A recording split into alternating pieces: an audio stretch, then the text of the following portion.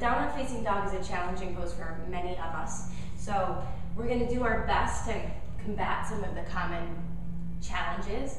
First things first is to make sure that Mariah has her hands shoulder distance apart.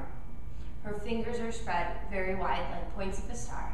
And she's rooting through all four corners of the palm. So we want to get all four corners of the palm. Good. Then Mariah is going to curl her back toes under. And then she'll just gently start to lift her knees off the earth and begin to lift her hips up and back.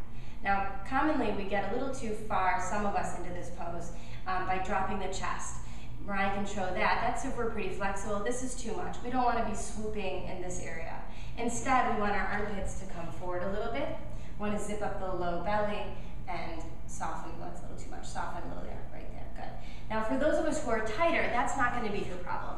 Instead, the problem might be is that the shoulders are too far over the wrists, and we're in more of a plank position as opposed to an upside down V. So instead of getting into this position, can you see that? Good, Stephanie? Okay. So instead of here, what we need to do is bend the knees to release the hamstrings, especially if they're tight, and then just energetically begin to lift the hips up and back.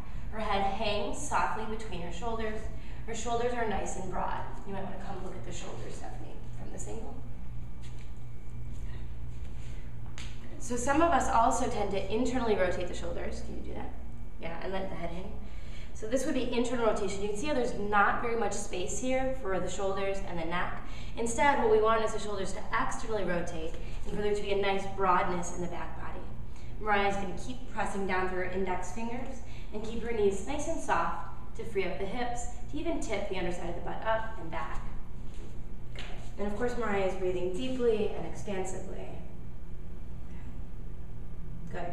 Another strong point is that the heels do stay gently lifted.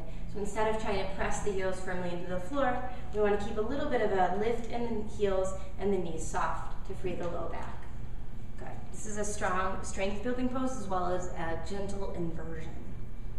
Cool. Thank you, Mariah. Drop your knees back down to the floor.